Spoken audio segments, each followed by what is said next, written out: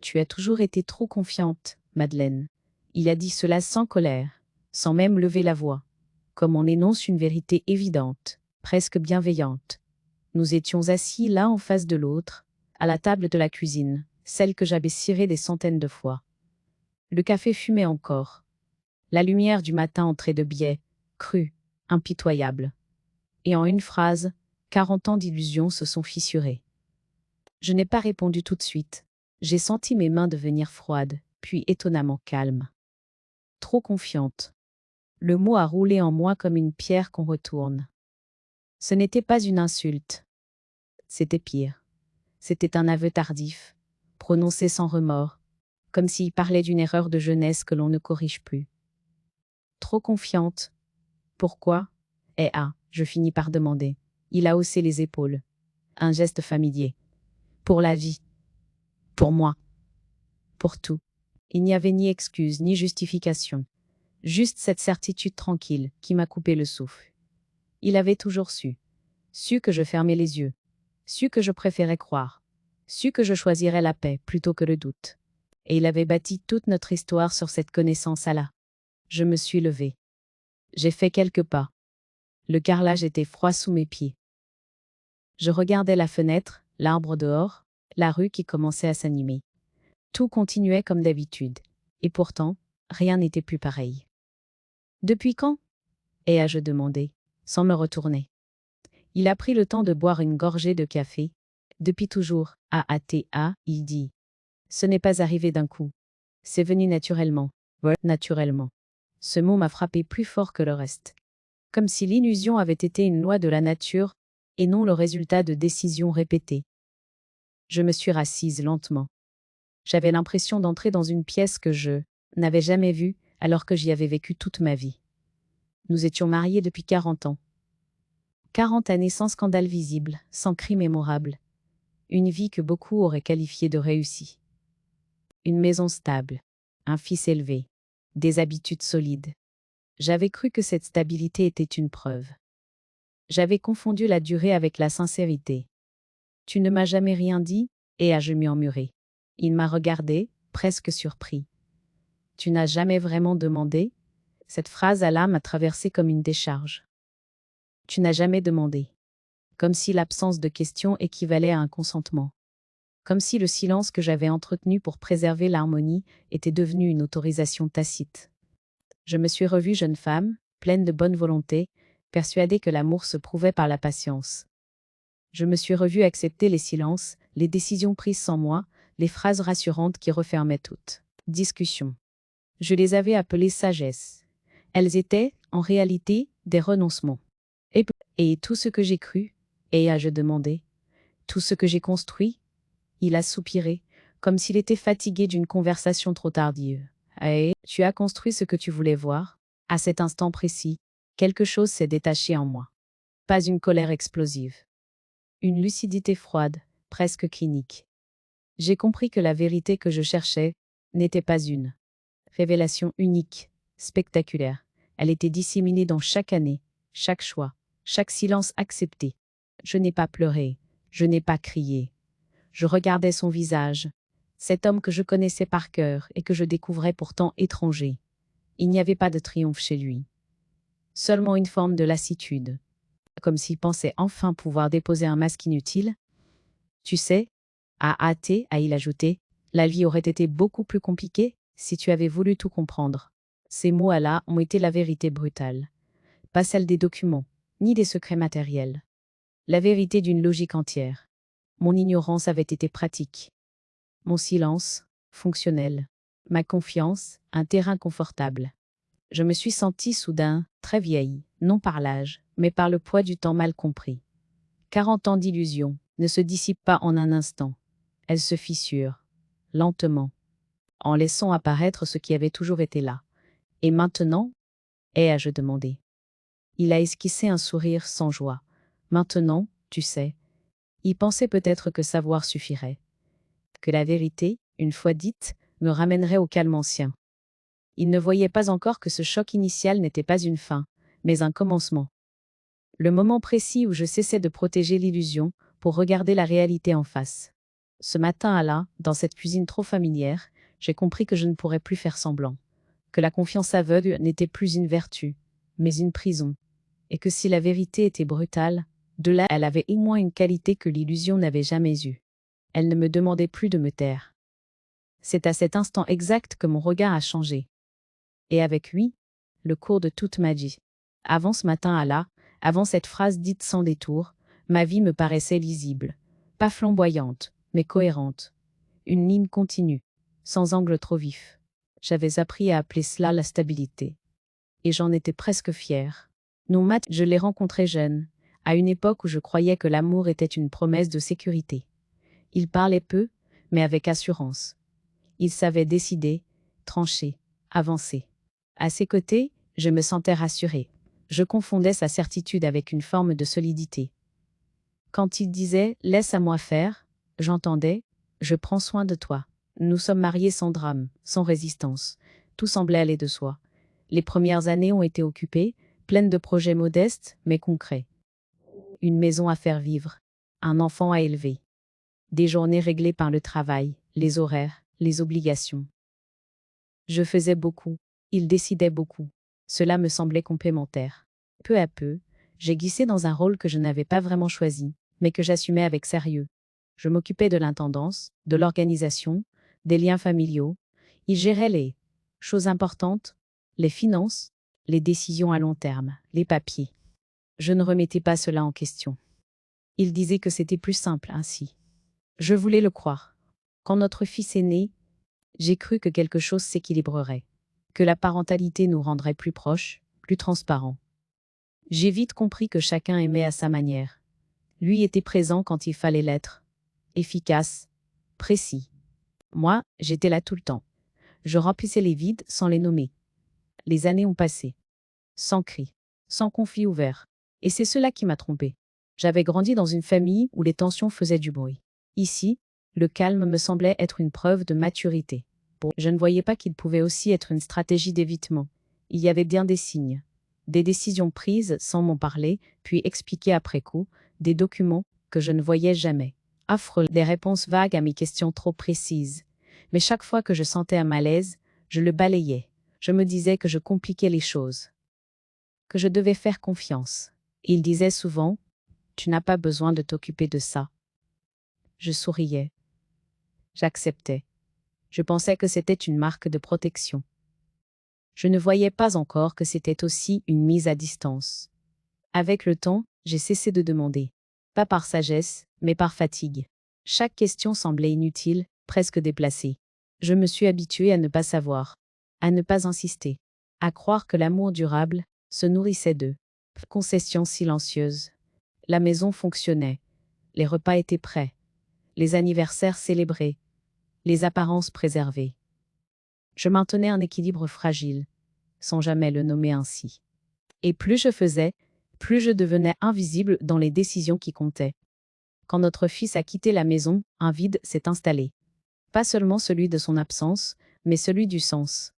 Que partagions à nous encore, en dehors de l'habitude? Je n'ai pas osé poser la question. J'avais trop peur de la réponse. Ou plutôt, j'avais peur de devoir changer quelque chose. Je regardais les autres couples sans envie, sans jalousie. Je me disais que chacun avait ses manques. Que le mien était discret, donc acceptable. Je ne savais pas encore que les manques discrets sont souvent les plus profonds. Avec le recul, je comprends que cette vie d'avant n'était pas un mensonge permanent. Elle était faite de bonne volonté, de patience, d'un désir sincère de bien faire. Tout, mais elle reposait sur une illusion essentielle. Croire que l'absence de conflit signifiait l'absence de déséquilibre. J'avais confondu la paix avec le silence, la loyauté avec l'oubli de soi, la confiance avec l'ignorance consentie. Et pendant que je m'appliquais à faire tenir cette construction, quelque chose se bâtissait à côté de moi, sans moi.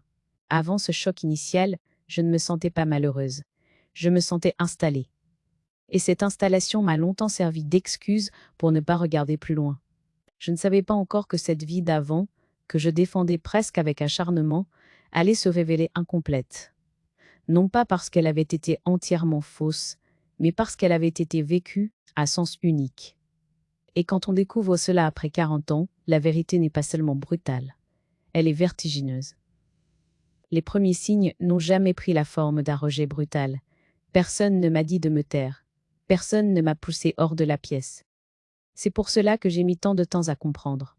Le rejet s'est installé doucement, sous couvert de logique, de bon sens, presque de délicatesse. Au début, c'était de petites décisions prises sans moi. Rien de grave, disait Taïl.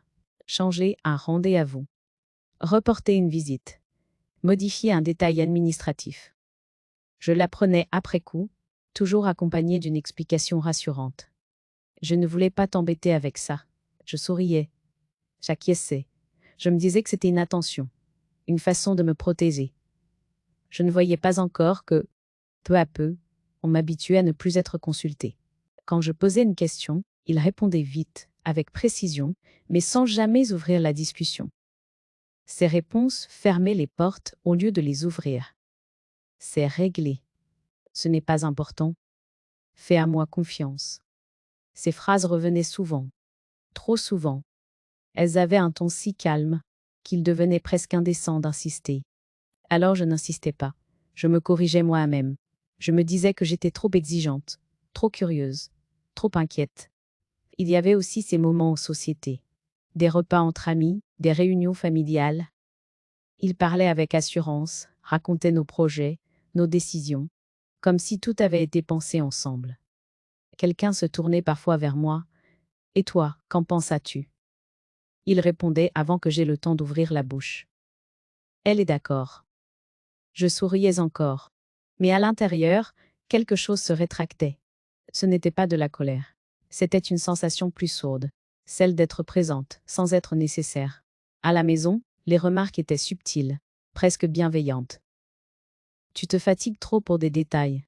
Laisse à moi gérer, c'est plus simple. » À ton âge, ce genre de choses est compliqué. Jamais dit méchamment, toujours avec ce ton doux qui rend toute contestation excessive. Et pourtant, chaque phrase me ramenait un peu plus à une place secondaire, mais celle de la femme à qui on explique, mais à qui on ne demande plus. Peu à peu, j'ai commencé à douter de mes capacités. Moi qui avais tenu une maison, élevé un enfant, géré 1000 urgences invisibles. Je me surprenais à demander son avis pour des choses simples. À hésiter avant de parler. À reformuler mes phrases pour ne pas paraître insistante. Le plus douloureux n'était pas ce qu'il disait.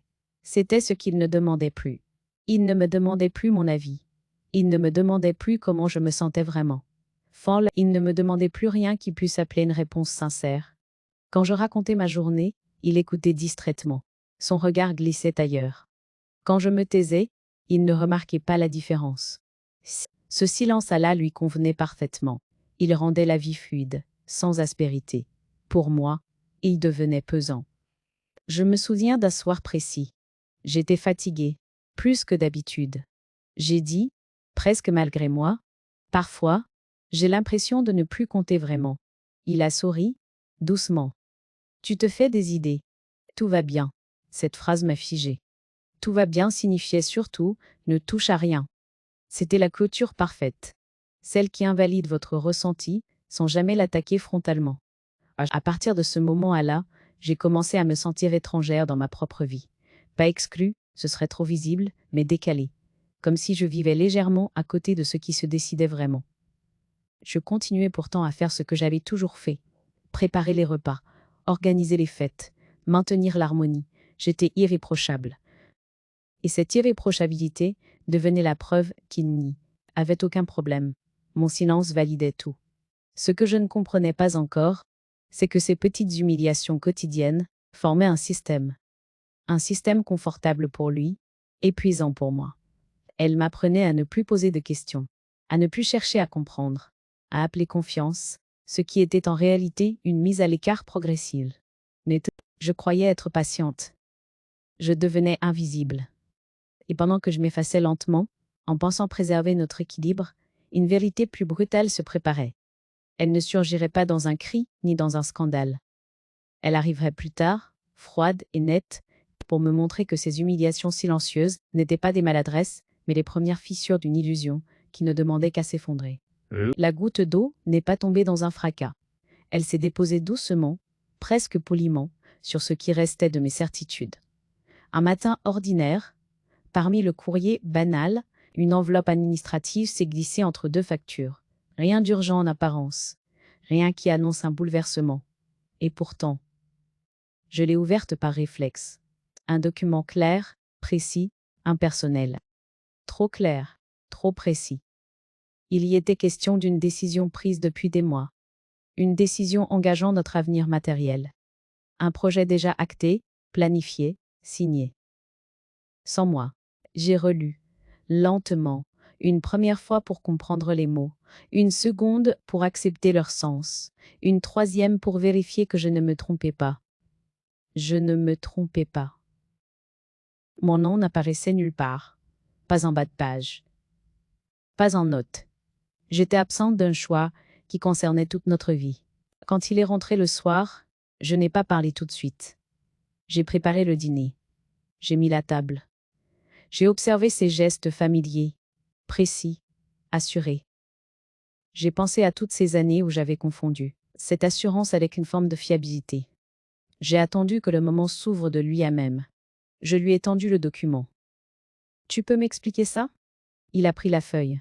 Son regard a glissé dessus, rapide, puis il a levé les yeux vers moi. Ce n'est rien. Ce rien a eu un poids immense. Rien? Ai-je répété. Tu as pris cette décision sans m'en parler. Il a soupiré, légèrement agacé. Je savais que tu réagirais comme ça. Cette phrase-là a été plus violente que n'importe quelle accusation.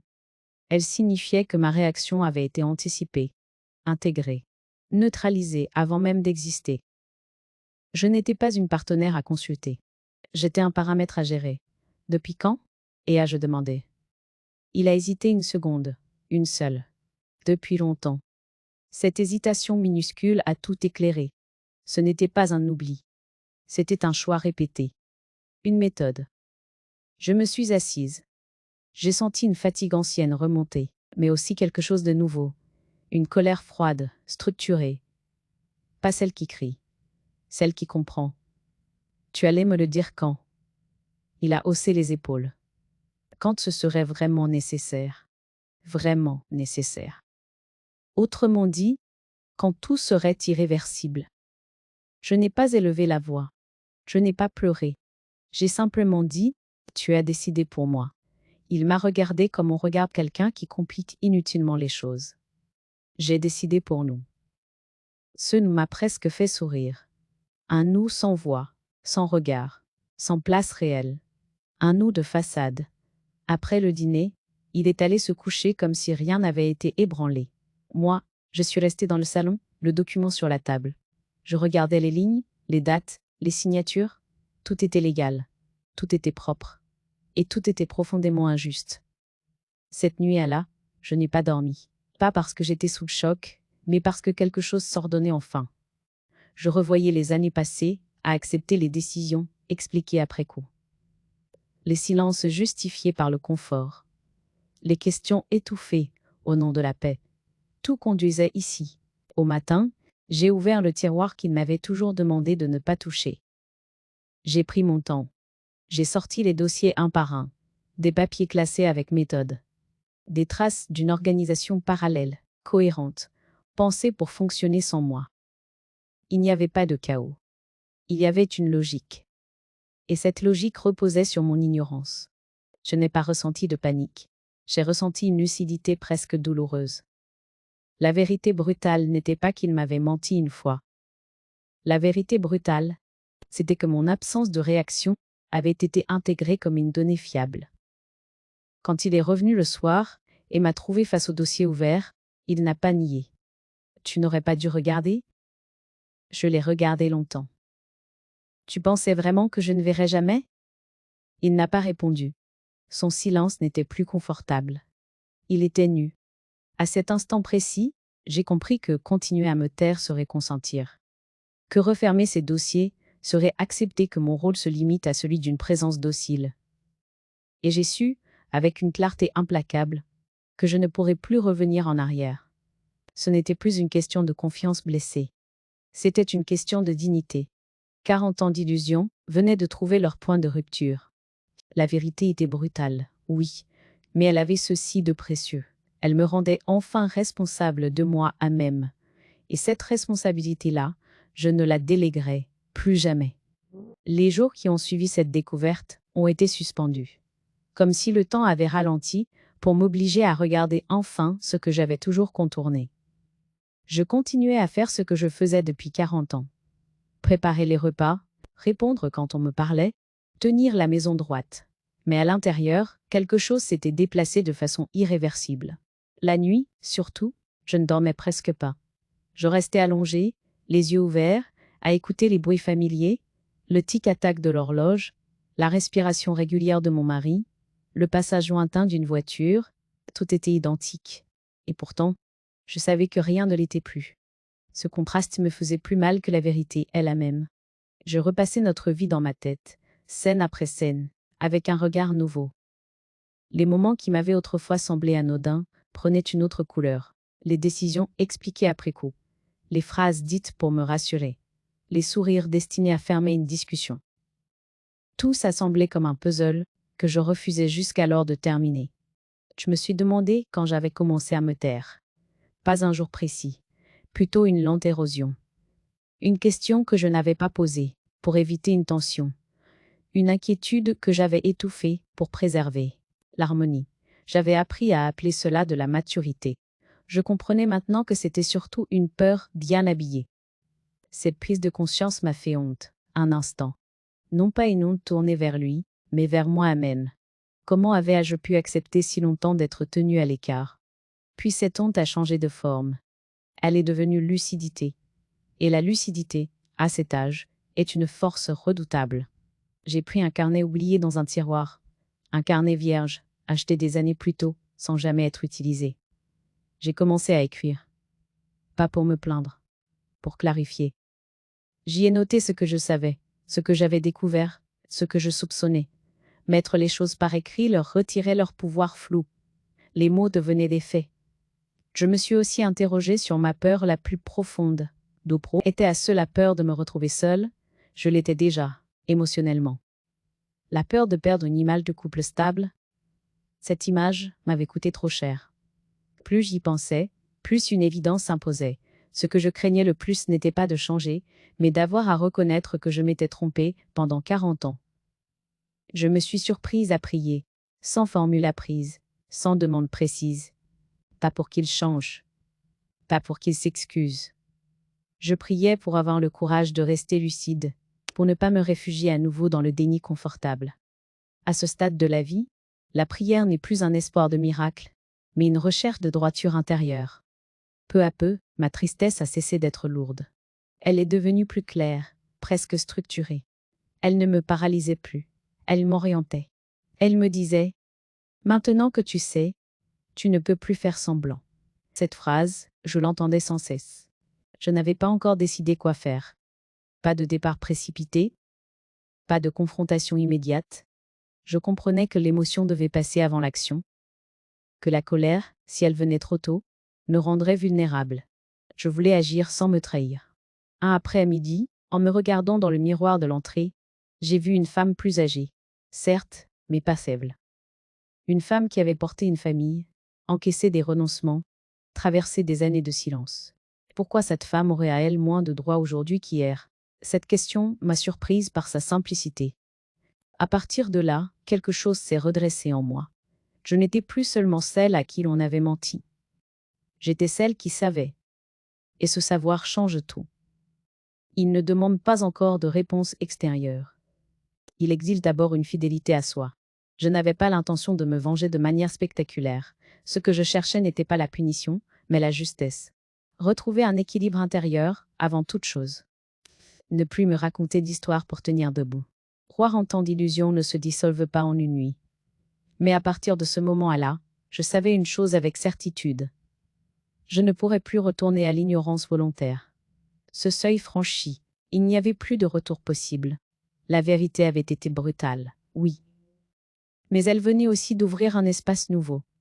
Celui où je pouvais enfin choisir, non plus par habitude, mais en conscience. Je n'ai rien changé en apparence. C'était une décision réfléchie, presque stratégique. Continuer à vivre comme avant, parler de choses ordinaires, maintenir les gestes familiers. Last, non pas pour tromper, mais pour me laisser le temps de préparer sans être interrompu par l'émotion des autres. À l'intérieur, pourtant, tout s'organisait. La colère s'était retirée pour laisser place à quelque chose de plus solide. Une détermination calme. Je ne voulais pas d'un affrontement improvisé. Je voulais une sortie juste, irréprochable, où chaque pas serait fondé sur le réel et non sur la réaction. J'ai commencé par rassembler les documents. Tous. Ceux que je connaissais et ceux que je n'avais jamais vus. Je prenais 1 heure chaque jour, parfois 2, à classer, comparer, comprendre. Je notais les dates, les signatures, les décisions. Plus je regardais, plus je voyais clair. Il n'y avait pas de chaos. Il y avait une logique méthodique, construite au fil des années, rendue possible par mon silence. J'ai pris rendez-vous avec un notaire que je ne connaissais pas. Pas celui de la famille, pas celui des habitudes. Un professionnel recommandé par une amie lointaine, quelqu'un de neutre. Je me souviens de la salle d'attente, simple, sans ostentation. J'y ai respiré profondément. Ce rendez-vous n'était pas une trahison. C'était une reprise de responsabilité. Non, je lui ai expliqué ma situation, sans pathos. Les faits, d'abord. Les documents ensuite. Il a écouté longtemps, sans m'interrompre. Puis il a posé une question simple. Qu'attendez-vous de cette démarche? La réponse m'est venue sans hésitation. Ne plus être vulnérable. Il a hoché la tête. À partir de là, tout est devenu concret. Il m'a expliqué mes droits, les marges de manœuvre, les protections possibles. De Dieu, rien d'excessif. Rien d'illégal. Seulement ce que j'aurais dû connaître depuis le début. Cette clarté m'a soulagée plus que je ne l'aurais cru. J'ai ensuite ouvert un compte bancaire à mon nom. Un geste discret, presque anodin. Et pourtant, en signant ces papiers, j'ai senti une émotion ancienne se dissoudre. Mais je n'étais plus dépendante d'un système que je ne maîtrisais pas. Je reprenais une autonomie élémentaire. Tardive peut-être, mais entière. J'ai aussi rédigé un testament. Non pas par peur de mourir, mais par volonté de décider. Décider de ce qui me concernait. De ce qui serait transmis. De ce qui ne le serait plus. Ce geste m'a donné une sensation étrange de paix. Comme si je mettais enfin de l'ordre dans ce qui m'appartenait. À la maison, rien ne transparaissait. Je continuais à être aimable, attentive, présente. Il interprétait mon calme comme un retour à la normale. Il ne voyait pas que ce calme n'était plus une résignation, mais une concentration. Je ne posais plus de questions inutiles. Je gardais mes pensées pour moi. Chaque silence était choisi. Les nuits, je dormais mieux. Non pas parce que la situation était réglée, mais parce que je n'étais plus immobile. Agir, même lentement, redonne une forme de dignité au corps. La peur reculait à mesure que les choses se structuraient. Je me suis aussi préparée intérieurement. J'ai imaginé les réactions possibles. Le déni, la colère, les tentatives de justification. Je me suis promis une chose, ne pas me laisser entraîner dans une bataille émotionnelle. La vérité n'avait plus besoin d'être prouvée. Elle devait simplement être posée. Cette préparation n'avait rien de cruel. Je ne cherchais pas à humilier. Je cherchais à me protéger, à m'assurer que, le moment venu, je ne serais pas celle qui supplie ou qui se justifie. Je voulais rester droite, même dans la douleur. Un soir, il m'a regardé longuement. « Tu es très calme ces temps assis. » A-il dit. J'ai souri, je réfléchis. Il a semblé rassuré. Il croyait que la réflexion m'userait, comme avant. Il ne comprenait pas que cette réflexion allât me consolider. Quand tout a été prêt, les documents, les décisions, les appuis, je n'ai ressenti ni excitation, ni triomphe. Seulement une solidité nouvelle. Comme si le sol cessait enfin de bouger sous mes pas. La revanche que je préparais n'était pas spectaculaire. Elle était silencieuse, méthodique, irréversible. Elle ne visait pas à punir, mais à rétablir un équilibre rompu depuis trop longtemps. 40 ans d'illusion avaient exigé de la patience pour être construite. Il en faudrait moins pour les laisser tomber, proprement, sans fracas. Et pour la première fois depuis très longtemps, je savais que je n'agissais pas contre quelqu'un. J'agissais pour moi. La confrontation n'a pas éclaté comme je l'avais imaginé autrefois, dans un échange de reproches ou une scène théâtrale. Elle s'est imposée d'elle à même, presque naturellement, le jour où il a compris que quelque chose avait changé, sans qu'il en soit l'initiateur. C'était en fin d'après-midi. Il était rentré plus tôt que d'habitude. Je classais calmement des papiers sur la table du salon, sans empressement. Il s'est arrêté dans l'embrasure de la porte, observant ce qui, jusque-là là, ne l'avait jamais inquiété, mon calme concentré. « Qu'est-ce que tu fais » a-t-il demandé. Je n'ai pas levé les yeux tout de suite. Je mets de l'ordre. Il s'est approché, a vu les chemises, les copies, les documents soigneusement alignés, son regard a changé. Pas de colère encore. Une inquiétude sourde. Tu fais ça depuis quand ? Je me suis tournée vers lui. Depuis que j'ai compris que je n'en avais jamais fait. Il a tenté de rire. Un rire court, maladroit. Tu exagères. Je me suis assise, l'ai invité d'un geste à faire de même. Non. Je précise. Il a pris un dossier, l'a feuilleté rapidement. Chaque page qu'il tournait ralentissait son souffle. Il reconnaissait les décisions, les dates, les signatures. Il reconnaissait surtout ce qui n'était plus sous son contrôle. Tu n'avais pas à faire ça seul. Il dit enfin. Je l'ai regardé sans dureté. C'est ce que tu as fait pendant 40 ans. Il a voulu répondre, mais aucun mot n'est venu tout de suite. Il s'est levé, a marché quelques pas, comme il le faisait toujours quand il cherchait à reprendre l'avantage par le mouvement. Tu ne comprends pas ? Tout ça, c'était pour que les choses fonctionnent. Elles fonctionnaient pour toi, et ai-je répondu calmement. Il s'est arrêté. Tu me mets devant le fait accompli. J'ai hoché la tête. Oui. Ce mot, simple, a résonné plus fort que n'importe quelle accusation. Il a compris alors que je n'étais plus dans l'attente d'une explication, ni dans l'espoir d'une réparation morale. Ce qui se jouait n'était plus affectif, c'était structurel. Tu veux me punir ? A-t-il dit. Je me suis penché légèrement en avant. Je veux cesser d'être invisible. Il a baissé les yeux. Pendant un instant, j'ai cru voir passer quelque chose qui ressemblait à du regret. Mais je savais que ce n'était pas l'essentiel. Le regret ne répare pas un système bâti sur l'exclusion silencieuse. Il a essayé une autre voie, plus douce. On peut en parler. Trouver un compromis. Je me suis redressée. J'ai parlé pendant 40 ans. Maintenant, j'agis. Il a compris à cet instant précis que le piège ne venait pas d'un plan cruel, mais de sa propre certitude que je resterais toujours à ma place.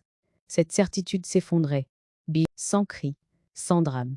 Tu vas tout casser, a-t-il murmuré. Je l'ai regardé longuement. Non. Je vais arrêter de réparer, ce qui n'était pas juste. Il n'a plus parlé. Le silence entre nous était différent de ceux que nous avions connus. Ce n'était plus un silence d'évitement. C'était un silence de fin de cycle. Un silence qui ne demandait plus à être comblé. Quand il est parti ce soir-là, sans fracas, sans menace, j'ai ressenti quelque chose d'inattendu. Pas de triomphe, pas de soulagement immédiat. Une stabilité nouvelle, comme si le sol cessait enfin de glisser sous mes pas. Le piège s'était refermé, non parce que je l'avais tendu, mais parce que la vérité n'avait plus d'espace pour être contournée. Tout ce qui reposait sur mon ignorance venait de perdre son appui. Je suis restée seule dans le salon, entourée de papiers qui racontaient enfin mon existence réelle. J'ai respiré profondément. Je savais que les conséquences seraient lourdes. Les réactions, multiples. Mais je savais aussi une chose essentielle. Je ne reculerai plus.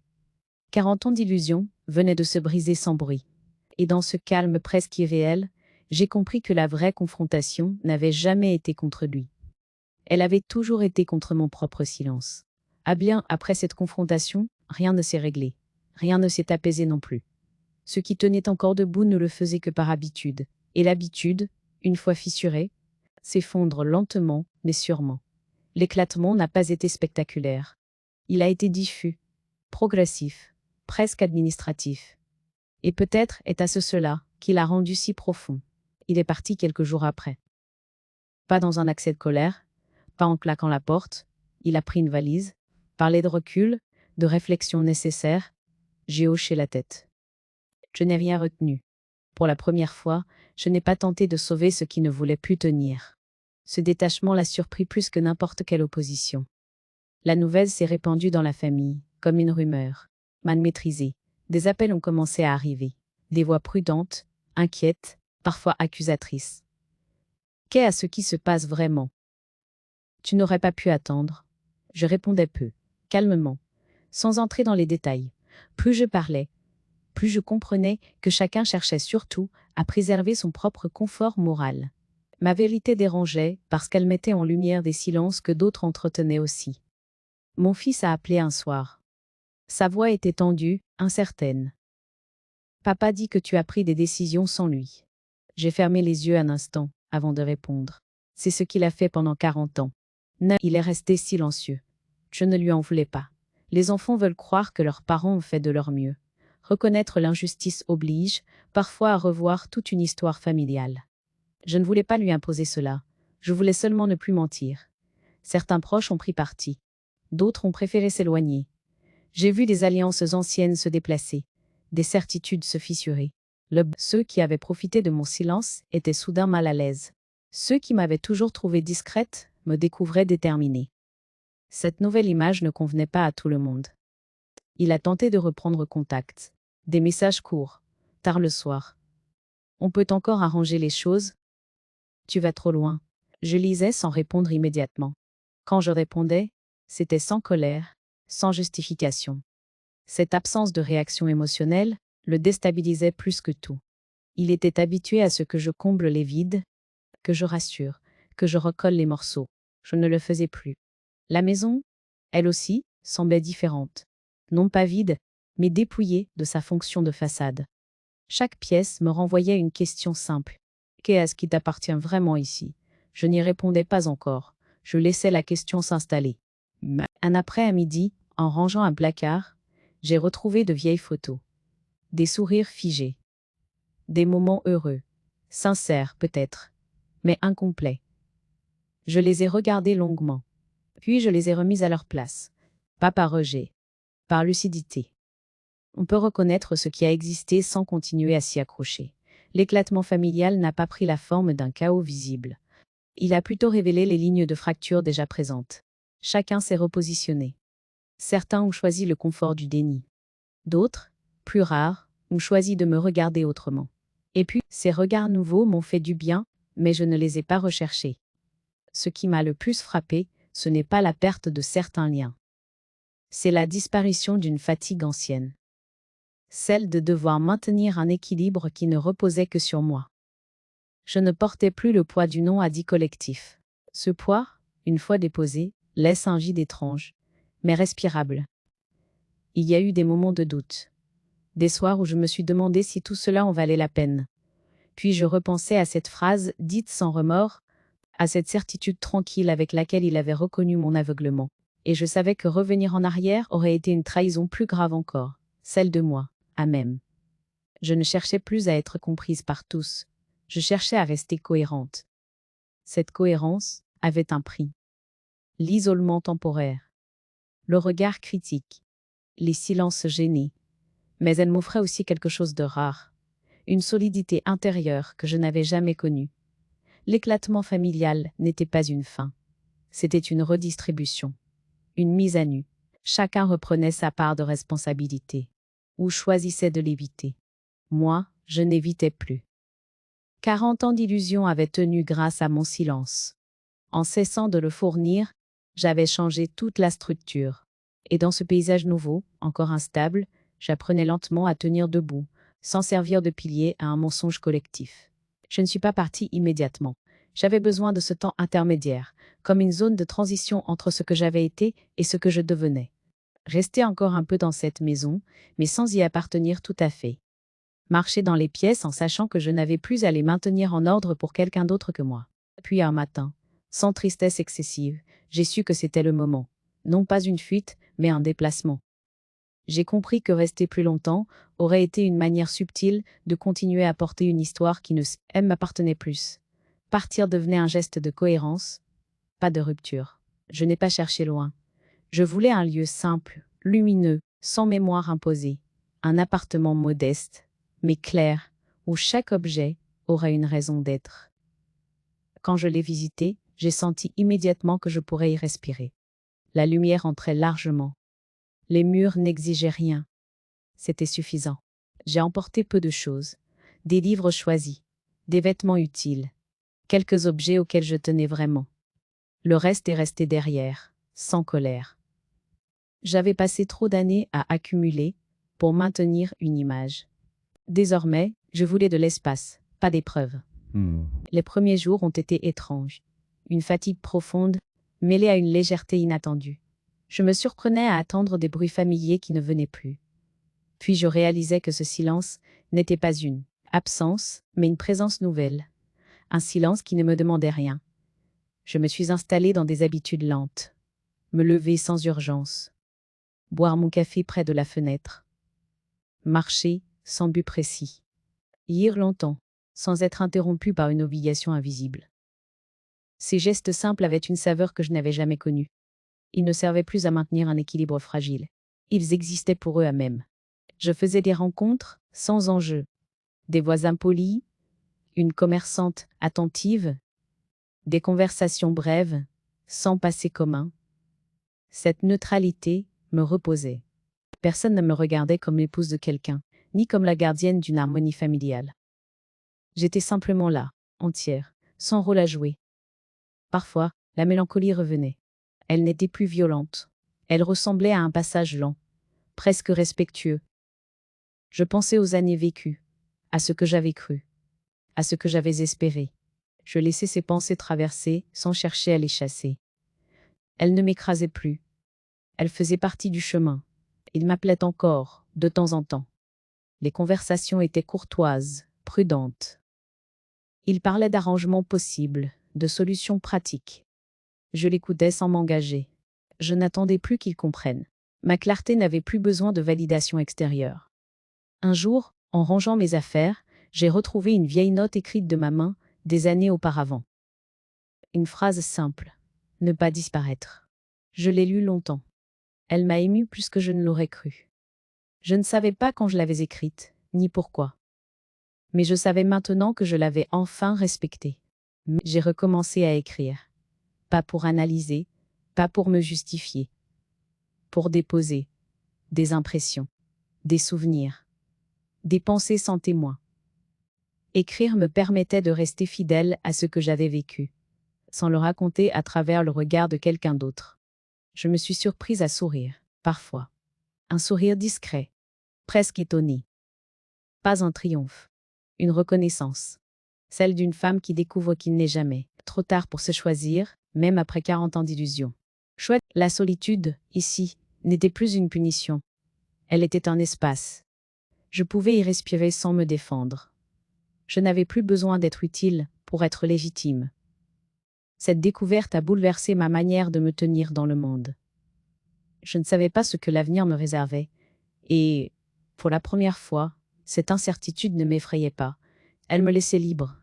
Je savais seulement une chose. Je ne reviendrai pas en arrière. Non par orgueil, mais par fidélité à ce que j'étais devenue.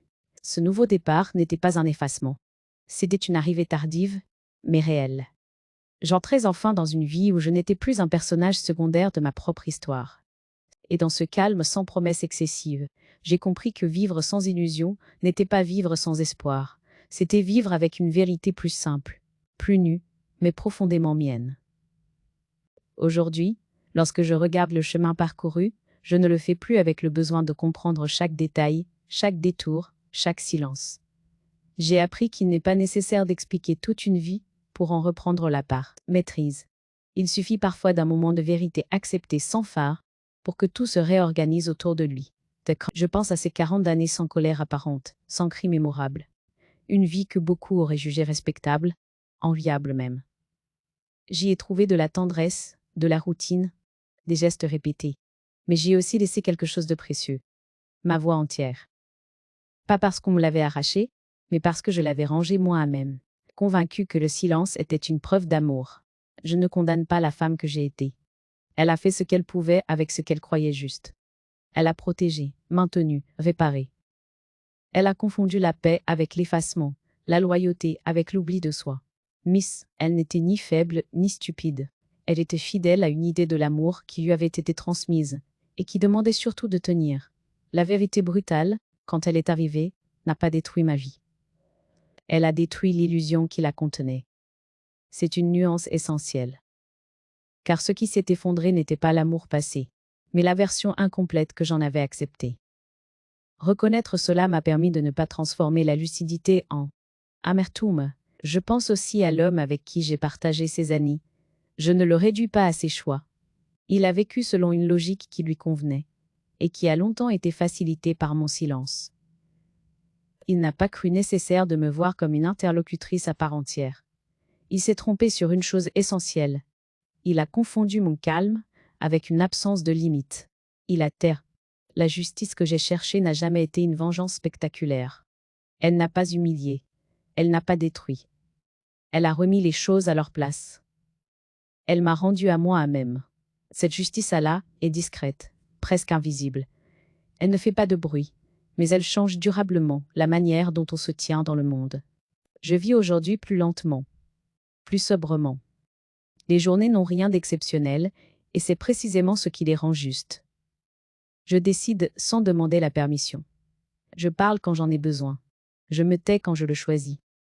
Cette liberté-là n'a pas de prix, surtout quand on a longtemps cru qu'elle n'était plus pour soi. Il m'arrive encore de ressentir une mélancolie douce. Elle ne me fait plus peur. Elle est la trace de ce qui a compté, même imparfaitement. On peut reconnaître la valeur d'une histoire sans s'y enfermer. On peut aimer ce qui a été sans sacrifier, ce qui reste à part. Vivre. Si je devais m'adresser à celles et ceux qui se reconnaissent dans ces illusions durables, je ne leur dirais pas de tout briser. Je leur dirais d'écouter ce qui, en eux, fatigue doucement. Cette lassitude qui ne s'explique pas. Cette impression d'être présent sans être consulté. Cette petite voix qui murmure que quelque chose manque, même quand tout semble aller bien. Faux, il n'y a pas d'âge pour ouvrir les yeux. Il n'y a pas de moment idéal pour choisir la vérité. Il y a seulement des instants où continuer à se taire devient plus coûteux que de regarder en face. À ce moment-là, le silence doit changer de nature. Il doit cesser d'être une abdication pour devenir une protection. Je n'ai pas cherché à convaincre. Je n'ai pas cherché à être comprise par tous. J'ai accepté de perdre certaines certitudes, certains regards, certaines habitudes. Ce que j'ai gagné en échange ne se mesure pas.